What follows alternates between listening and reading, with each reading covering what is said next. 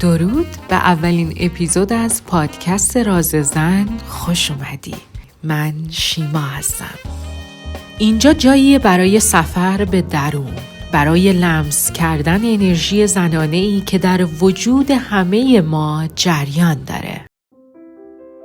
وقتی از انرژی زنانه حرف میزنیم، منظورمون فقط یک جنسیت یا ظاهر نیست. انرژی زنانه یعنی جریان، یعنی حضور در لحظه، یعنی قدرت شهود، آرامش، اغواگری و خلاقیت. زنانه بودن یعنی توانایی پذیرفتن و جذب کردن، یعنی تبدیل هر چیز ساده به زیبایی.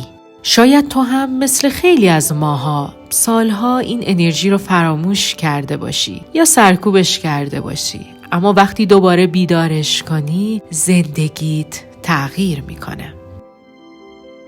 ارتباطاتت، احساساتت، خلقیاتت و حتی رابطت با پول و جهان بیرون تغییر میکنه. راز زن اینجاست تا با همدیگه یاد بگیریم چطور دوباره با این انرژی آشتی کنیم. در هر اپیزود لایه‌ای از رازهای زنانه رو با هم باز می‌کنیم. پس با من بمون، چون سفر ما تازه شروع شده. این که الان اینجایی و داری صدای منو میشنوی فوق‌العاده است. چرا؟ این یک نشونه است. این که بالاخره راهتو پیدا کردی و به دنبال جواب یک سوال الان اینجایی و اون سوال اینه: انرژی زنانه چیست؟ من همیشه میگم انرژی زنانه یک زن حکیم، آگاه و خردمند و باهوش در درون ماست. زنی زیبا، با جسارت، شجاع، لطیف، باهوش، خالق، که همیشه پیام‌هایی برای ما ارسال میکنه که بگه ببین من اینجام فقط به خاطر تو، من میخوام راه درست رو بهت نشون بدم. اشکالی نداره اگر الان خسته‌ای، اشکالی نداره اگر با من سالها حتی قطع ارتباط کردی. من الان اینجام، دستامو دراز کردم، بیا دستای منو بگیر و با من همراه شو تا مسیر درست رو نشونت بدم. و حالا برای اینکه بتونیم دست اون زن خردمند و آگاه و باهوش و زیبای درونمون رو بگیریم تا نوری باشه در تاریک ترین لحظه های زندگیمون، چجوری باید قطع ارتباط با این انرژی زیبای زنانه رو تشخیص بدیم؟ چه علائمی داره؟ برای اینکه بخوام جواب سوالت رو بدم، اینکه انرژی زنانه چیست، قبلش میخوام یه توضیحی بدم در رابطه با اثرات و علائم قطع ارتباط با انرژی زنانه. چه نشونه هایی در خودت باید ببینی که متوجه بشی با انرژی زنانت قطع ارتباط کردی؟ تصور کن زنی که همیشه عجله داره، در رقابت، در جنگیدن، در کنترل کردن، ولی ته دلش خسته است، سردرگم و تنها. این همون اتفاقیه که وقتی از انرژی زنانمون دور میشیم رخ میده. از نگاه علم و روانشناسی وقتی انرژی زنانه سرکوب میشه، سطح استرس و کورتیزول بالا میره و باعث اضطراب و بیخوابی میشه. ارتباطت با احساساتت قطع میشه. نتیجه چی میشه؟ میشه افسردگی، میشه تنهایی، میشه فرسودگی عاطفی، بی‌اعتمادی، فقدان عشق در خود. رابطه‌هات دچار مشکل میشه، چون زن دیگه در حالت پذیرش و شهود نیست، فقط در حالت کنترل و اجبار زندگی میکنه. از نگاه فلسفه یین و یانگ، وقتی یین انرژی زنانه ضعیف بشه، یانگ انرژی مردانه کنترل رو در دست میگیره. زندگی خشک، منطقی و بیروح میشه و اون وقت زن مدام در حال انجام دادنه، نه در حال بودن. نتیجه میشه خستگی وجودی و حس پوچی در خود. از نظر معنوی و عرفانی، در عرفان زنانه بودن یعنی رحمت و لطافت خداوند. وقتی این انرژی قطع میشه، انسان خودش رو از عشق، لذت و زیبایی محروم میکنه. خلاقیت میمیره. جذب فراوانی متوقف میشه، چون زنانه بودن مثل مغناطیس عمل میکنه. ما وقتی این انرژی ارزشمند و فوق‌العاده قدرتمند رو از دست میدیم، در واقع خودمون رو از دست دادیم. چون این انرژی مثل یک آهنربای قوی عمل میکنه. شادی، آرامش، خلاقیت، زیبایی، عشق بی قید و شرط، همه چیز رو جذب خودش میکنه. کلاریسا پینکولا استس تو کتاب زنانی که با گرگ ها میدوند میگه وقتی زن پیوند خود را با غریزه هایش از دست میدهد، مثل گیاهی میشود که از ریشه‌اش جدا شده است، پژمرده و بیروح. قطع ارتباط با نیروی زنانه باعث می شود زن احساس بی قدرتی، بی معنایی و بی زمانی کند. انگار روحش در قفس گیر افتاده است. و به طور کلی قطع ارتباط با انرژی زنانه احساس خستگی و بی انرژی بودن رو در شما به وجود میاره. قطع ارتباط با بدن، بی‌حسی یا مشکلات جنسی، رابطه‌های سرد و پر از سوء تفاهم، ناتوانی در جذب عشق، ثروت و فراوانی، حس پوچی، حتی وقتی که همه چیز ظاهراً عالیه. اما خبر خوب اینه که این جدایی برگشت پذیره. وقتی دوباره به انرژی زنانت وصل بشی، بدن و روحت نفس میکشن، خلاقیتت زنده میشه و رابطه‌هات از نو شکل میگیرن. و این دقیقاً چیزیه که در پادکست راز زن میخوایم با هم دیگه تجربه کنیم. خب بالاخره رسیدیم به این سوال: انرژی زنانه چیست؟ قبل از شروع جواب دادن به این سوال میخوام بهت تبریک بگم. خیلی برات خوشحالم که الان اینجایی، در این فضا روبروی من قرار گرفتی و داری صدای من رو میشنوی. شاید در تاریک ترین روزهای زندگیت باشی، تنها باشی و فکر کنی که وای دیگه تموم شد، دیگه راه نجاتی ندارم، دیگه نوری نیست تا در این تاریکی منو به سمت درب خروجی راهنمایی کنه، منو برسونه به نور خورشید. من هر انسانی که به خصوص زنان وقتی به این فضا وارد میشن، با آغوشی باز به استقبالشون میرم، ذوق میکنم، میگم بالاخره یک نفر دیگه متوجه شد که چه چیزی اونو از تاریک ترین، سخت ترین و ناامیدانه ترین لحظات زندگیش نجات میده. به خودم میگم آخیش بالاخره یه نفری دیگه متوجه شد. بریم برای جواب این سوال که مطمئنم از این لحظه خیلی قرار زندگیت تغییر بکنه. انرژی زنانه چیست؟ الان گفتم که هر انسانی وقتی واقعیت رو متوجه میشه، وقتی به این سوال میرسه، من با آغوشی باز ازش استقبال میکنم. شاید همین اول برات این سوال پیش اومده باشه که چرا گفت هر انسانی، نگفت فقط زنان. ببین عزیز دل من، انرژی زنانه قبل از هر چیزی باید بدونیم که اصلا جنسیت نداره، زن و مرد نداره، اما انرژی زنانه و مردانه وقتی در وجود یک زن قرار میگیره، باید انرژی زنانش سطحش بالاتر باشه، اما در تعادل نسبی با انرژی مردانش. انرژی زنانه یعنی بودن، انرژی مردانه یعنی عمل کردن. ما وقتی انرژی زنانمون خیلی قوی باشه، خیلی فوران بکنه، خیلی خلاق بشیم، ایده های فوق‌العاده‌ای داشته باشیم، اما کاری براش انجام ندیم، پشت کار نداشته باشیم و به مرحله ظهور نرسونیم، عمل نکنیم، یعنی که فقط انرژی زنانمون رو خوب پرورش دادیم اما انرژی مردانمون اینجا ضعیفه. گفتم انرژی مردانه یعنی عمل کردن و ما برای اینکه بتونیم به خیلی از ایده ها و خلاقیت هامون عمل بکنیم نیاز داریم که انرژی مردانمون رو هم پا به پای انرژی زنانمون پرورش بدیم. اما خب در شخصیت زنان، در وجود زنان، انرژی زنانه نقش مهمتری داره تا انرژی مردانه، اما در وجود مردها عکسش عمل میکنه.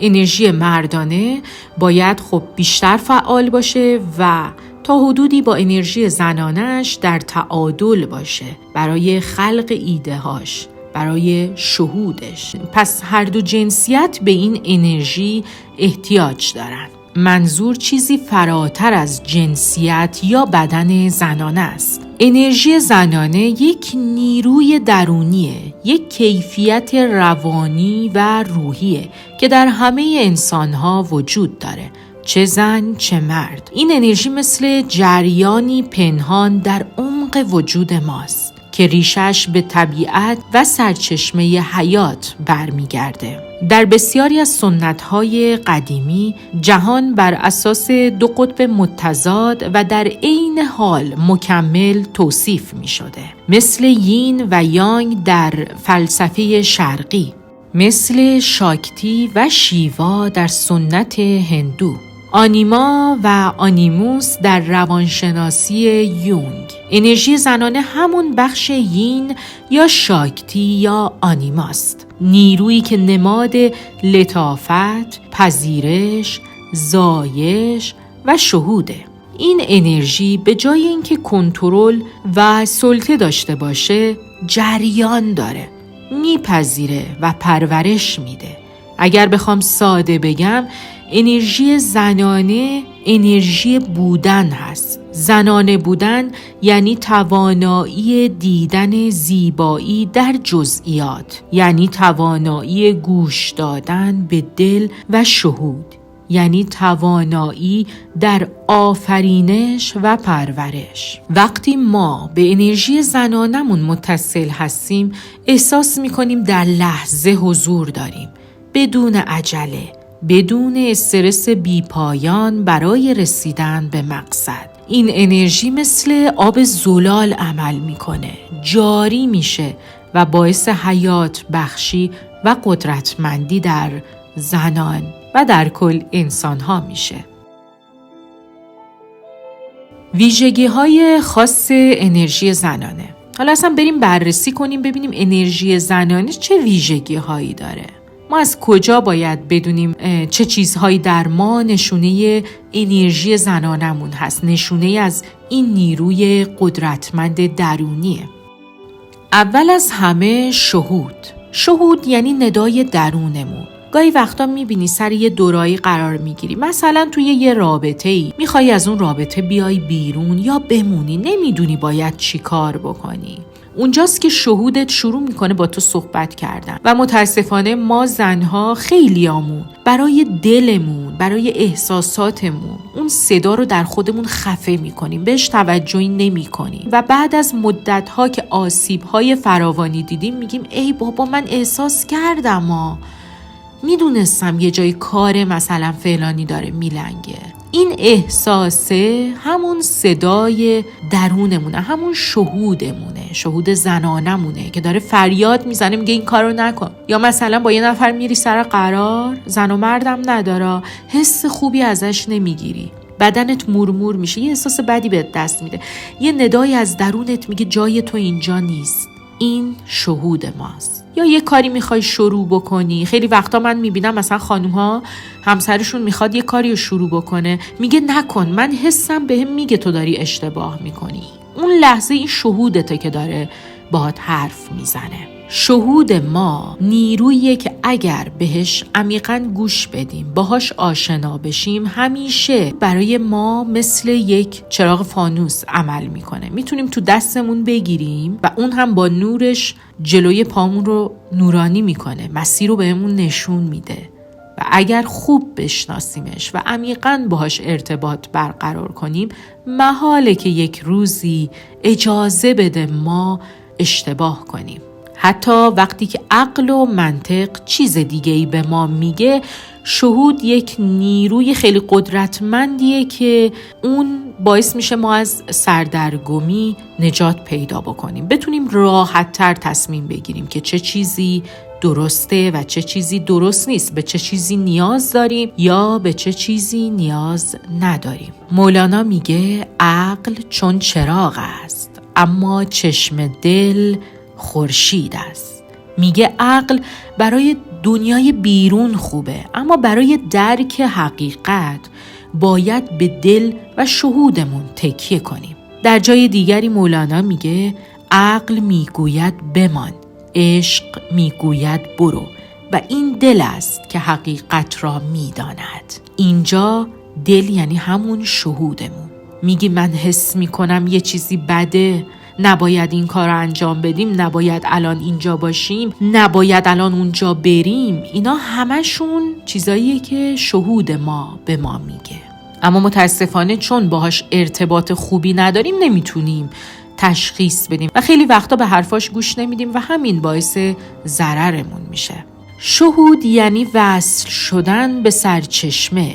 شهود یک دانسته فردی نیست، بلکه اتصال مستقیم با حقیقت و با خداست. وقتی در پذیرش با انرژی زنانمون قرار میگیریم، این کانال الهام باز میشه و به زبان ساده بخوام بگم، شهود یعنی یک نیروی نرم، لطیف و عمیق که خیلی فراتر از عقل محاسبه‌گر عمل میکنه و ما رو مستقیم به حقیقت متصل میکنه. این که چه کاری درسته و چه کاری غلط، الان به چه چیزی نیاز داریم، به چه چیزی نیاز نداریم، الان کجا باید بریم، کجا نباید بریم. و در برابر عمل نکردن به کارهای اشتباهی که شهودمون بهمون میگه، کافیه برای یه سری کارهایی که میگه درسته بهش گوش بدیم و عمل کنیم. مثل زمانی که میخوایم یه کاری رو شروع کنیم، میگیم حسم میگه این کار خوبه، این آیندهش خوبه، رویاهای قشنگی داریم، آرامش داریم، ذوق داریم، تک تک سلولهای وجودمون میگه این کار درسته، این آدمه درسته، این ازدواج قشنگه، این مسافرت عالیه، این دوستی بی‌نظیره، این رابطه حرف نداره. نه اینکه خودمون بخوایم بگیم با منطق و با عقلمون، نه، یک احساسی از عمق وجودمون بهمون آرامش میده، بدنمون آرومه، ریلکسه، قشنگ انگار مطمئنی که داری کار درست انجام میدی. ولی اونجایی که اضطراب داری، اونجایی که میترسی، اونجایی که دلشوره داری، اونجایی که خوابهات به هم میریزه تا چند شب، دچار فرسودگی و خستگی شدی، آروم نیستی، مطمئن باش که شهودت داره میگه اون کار اشتباهه. ولی اونجایی که آروم شدی، زندگی ریتم قشنگتری گرفت، احساس سرزندگی بیشتری داشتی، دوست داشتی بدوی فریاد بزنی بگی بالاخره رسیدم به اون چیزی که باید، این درسته و تمام وجودت، تمام قلبت بهت میگه که داری کار درست رو انجام میدی، اونجاست که شهودت داره راهنماییت میکنه. وقتی شهود بدون یک کاری اشتباست بهت میگه، در قالب استرس، دلشوره، اضطراب، به هم ریختگی، خستگی، آشفتگی، با این نشونه ها سعی میکنه باهات ارتباط بگیره و بگه عزیز من داری راه تو اشتباه میری. ولی هر جایی که سیستم عصبیت آروم بود، ریلکس بودی، خوشحال بودی، احساس کردی آخیش بالاخره به مقصد رسیدی، احساس خونه بودن بهت دست داد، احساس کردی انگار کنار یه شومینه نشستی، با یه نفر آشنا شدی و اون یک نفر برای تو حس شومینه رو داشت، حس خونه رو داشت، حس امنیت رو داشت، تمام قلب و روحت بهت گفت آخیش چقدر حالم خوبه کنار این آدم، بدون اون شهودته که داره باهات حرف میزن. اینا همشون پیام هایی از درونت هستن. حالا بیا یاد بگیریم که چطوری به شهودمون متصل بشیم. اوکی، ما الان تمام نشونه های شهود رو متوجه شدیم که چه حسی داره، کجا ما رو راهنمایی میکنه، چه حس و حالی داریم وقتی یه کاری درسته یا یه کاری غلطه، چی بهمون میگه. اما الان بیایم یاد بگیریم که اصلا ما چطوری به شهودمون وصل بشیم. این که ما فقط بدونیم شهود چیه که کافی نیست. ما باید راه وصل شدن به شهود رو هم یاد بگیریم که بتونیم انجام بدیم، که بتونیم بهش گوش بدیم، باهاش ارتباط بگیریم. اولین راه سکوت و تنهاییه. حالا در اپیزودهای بعدی من یه اپیزود مخصوص میذارم فقط راجع به شهود و نشونه هاش و راههای اتصال به شهود رو قشنگ بهتون توضیح میدم. الان حالا تو اپیزود اول فقط میخوام به صورت کلی در رابطه با انرژی زنانه توضیح بدم. گفتیم اولین راه اتصال به شهودمون سکوت و تنهاییه. من عاشق سکوت و تنهاییم. چند دقیقه در روز بدون موبایل و مزاحمت‌های بیرونی قشنگ بشین یه گوشه‌ای از اتاقت و به صورت آگاهانه نفس بکش. اون وسط برای خودت یه شمعی روشن کن، یه عودی روشن کن، حالا هوا و بوی اتاق رو تغییر بده و بشین یه گوشه با لباسی که دوست داری قشنگ سکوت کن. یه سابلیمینالم دوست داشتی برای خودت بذار. چشماتو ببند، نفس عمیق آگاهانه بکش و با خودت ارتباط بگیر. سکوت کن. هر فکری هم که اومد اون لحظه توی ذهنت اشکالی نداره، باهاش نجنگ، فقط نگاش کن، اجازه بده رد بشه. سری برگرد دوباره به سکوتت، به اون آرامش درونت. ببین چی میشنوی اون لحظه. مطمئن باش شهودت باهات حرف میزنه. شاید بار اول متوجه پیامهاش نشی، بار دوم متوجه نشی، اما قطعاً بار سوم به بعد دیگه اون ارتباط شکل میگیره و میتونی متوجه بشی که داره چی بهت میگه. یه ندایی از درونه، یه صدایی که توی ذهنت یا توی قلبت یهو میشنوی. دومین راه ارتباطی نوشتن آزاد.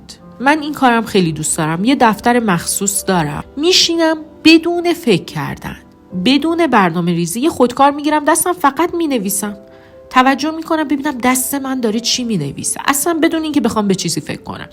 هر چی به ذهنم اومد رو مینویسم. راجع به هر موضوعی که ذهنم رو درگیر کرده باشه میارم رو کاغذ مینویسم، فقط مینویسم. وقتی دنبال یک پیامی از شهودم هستم به صورت پراکنده روی یک کاغذی مینویسم. شهود معمولاً از دل نوشتن بیرون میاد. سومین راه ارتباطی مراقبه و مدیتیشن. تمرکز روی تنفس و حال حاضر و بودن ذهن رو آروم و شنوا میکنه. چهارمین راه ارتباطی با شهودمون که من خودم خیلی به این راه ایمان دارم و خیلی بهش توجه میکنم، گوش دادن به بدنه. وقتی تصمیمی داری به حس فیزیکی بدن توجه کن. گفتم دلشوره، آرامش، کشش، استرس. بدنت معمولاً با این علائم شهودت رو نشون میده. پنجمین راه ارتباطی رویاها و تصاویر ذهنی. من همین دیشب خیلی پریشون بودم، برای یه موضوعی خیلی ذهنم درگیر بود و واقعاً دنبال یک جواب بودم. قبل از خواب عمیقاً گفتم ای زن خردمند و آگاه درونم، زن شجاع درونم، لطفاً با من حرف بزن. لطفاً شهود عزیزم به من بگو چی درسته چی غلطه. و من دیشب یه خوابی دیدم، صبح با خوشحالی بیدار شدم و جوابم رو گرفته بودم. من همیشه میگم رویاهامون مسیر رو بلدن، خوابهامون خیلی واقعی هستن، اونا راه درست رو بلدن، کافیه که بهشون اعتماد کنیم. این از شهودمون و راههای ارتباطی با شهود. حالا بریم برای دومین مورد از ویژگی‌های خاص انرژی زنانمون. دومین ویژگی میشه خلاقیت و زایش.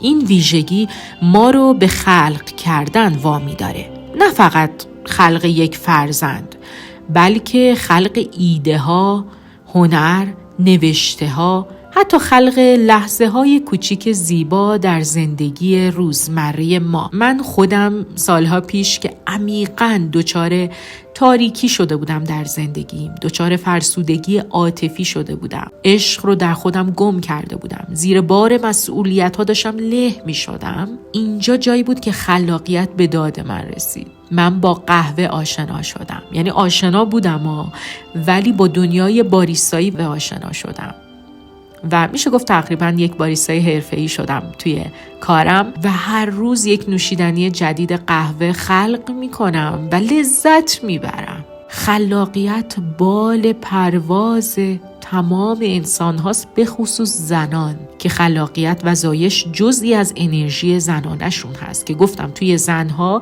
انرژی زنانه سطحش خیلی باید بالاتر از انرژی مردانه باشه. انرژی مردانه باید کمک کننده باشه برای عمل کردن، برای نظم داشتن، برای یک پارچگی در مسیر زندگیمون به انرژی مردانمون هم نیاز داریم. خلاقیت یعنی پیوند با ناخودآگاه. یونگ معتقد بود برای اینکه خلاقیتمون شکوفا بشه باید با بخش‌های درونی و ناخودآگاه خودمون ارتباط برقرار کنیم و انرژی زنانه یعنی توانایی گوش دادن به این صداها و شکل دادن به آنها در دنیای بیرونی. خلاقیت یعنی ظرافت و پذیرش تفاوت‌ها. بخش زنانه خلاقمون میتونه تضادها رو ببینه و از دل تفاوت‌ها چیزی نو خلق کنه بدون اینکه بخواد همه چیز رو کنترل کنه. حالا چند تا پیشنهاد کاربردی برای تقویت خلاقیت در انرژی زنانه. 1. نوشتن و تصویر سازی آزاد. روزانه 10 دقیقه بنویس یا طراحی کن بدون قضاوت. 2. رعایت سکوت و طبیعت. وقتی در طبیعت هستی اجازه بده حسها و الهامات درونی جریان پیدا کنند. 3. رقص یا حرکت‌های آزادانه بدون هدف خاصی با بدنت و موسیقی ارتباط بگیر تا انرژی زنانه و خلاقیتت فعال بشه. 4. ساختن یا خلق کردن چیزی ملموس، مثل درست کردن نوشیدنی‌های مختلف مثل همون قهوه که بهتون گفتم، نقاشی کشیدن، پختن غذاهای خاص و خوشمزه، رقصیدن، لمس کردن بدن. تمام این کارهای به ظاهر ساده خلاقیت رو در ما زنده می‌کنن. 3. ویژگی خاص انرژی زنانه، پذیرش و پرورش. انرژی زنانه توانایی این رو داره که هم خودمون و هم دیگران رو در آغوش بگیره، مراقبت کنه و رشد بده. پذیرش و رها کردن کنترل ویژگی اصلی انرژی زنانه است. اونجایی که مولانا میگه بگذر از خویشتن، دل باز کن به همه عالم، آنکه دلش گشود رازها بر او نمایان شد. اینجا مولانا اشاره داره به پذیرش. بگذر از خویشتن، بگذر از خودت، بگذر از اون نگرانی ها، دل باز کن به همه عالم.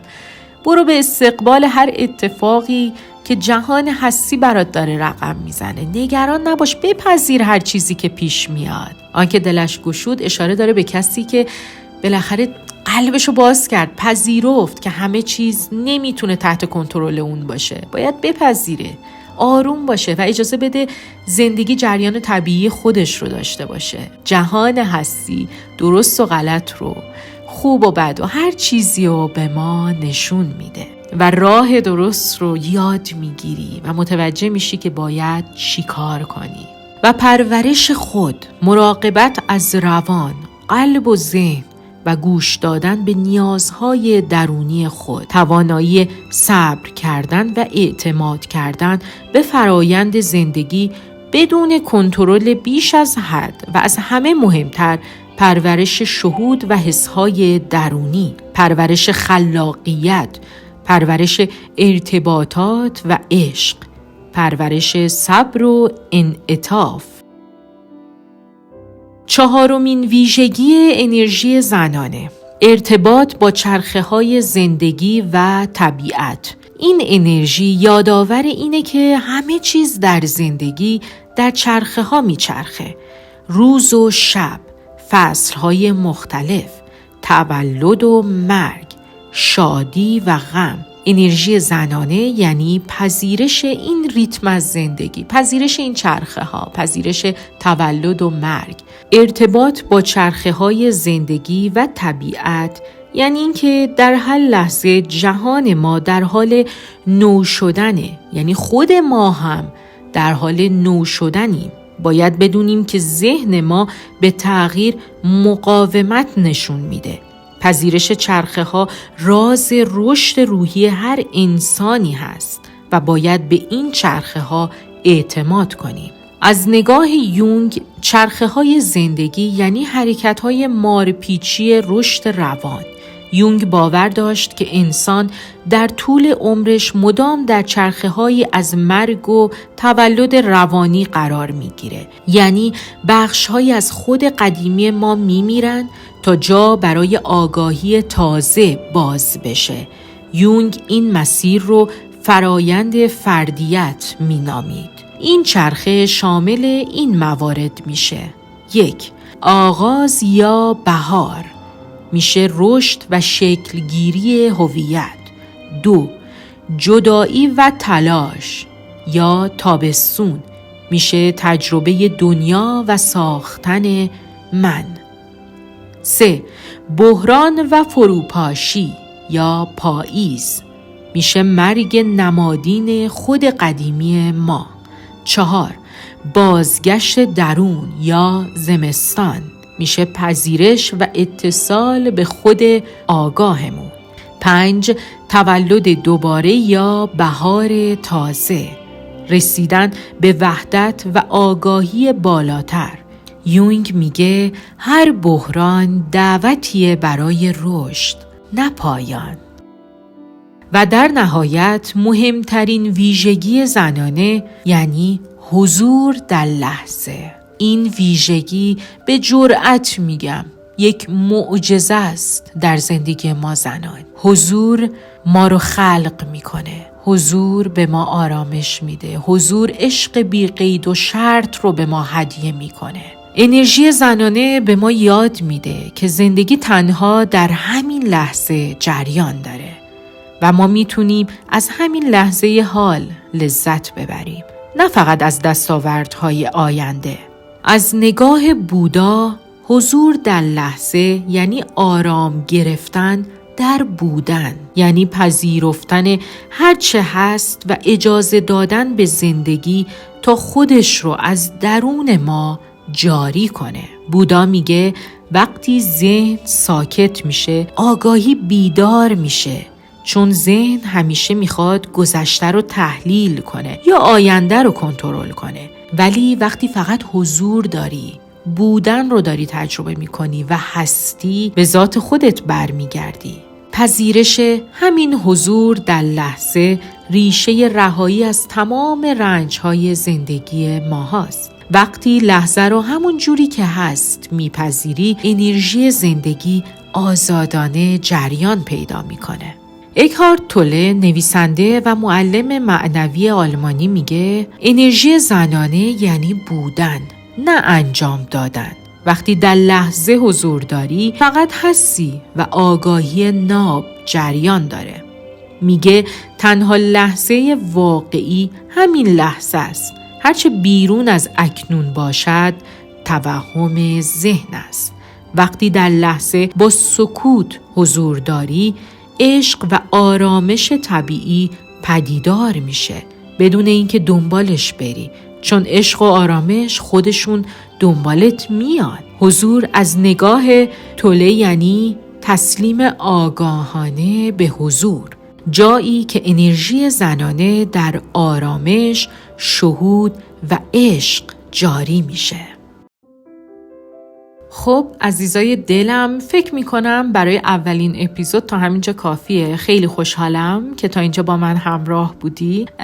چرا میگم تا همینجا کافیه؟ چون این سوال که انرژی زنانه چیست اینقدر سوال بزرگ و ارزشمندیه که واقعا جواب خیلی بزرگی هم داره. نمیشه توی یه دونه اپیزود توضیح داد که انرژی زنانه چیست.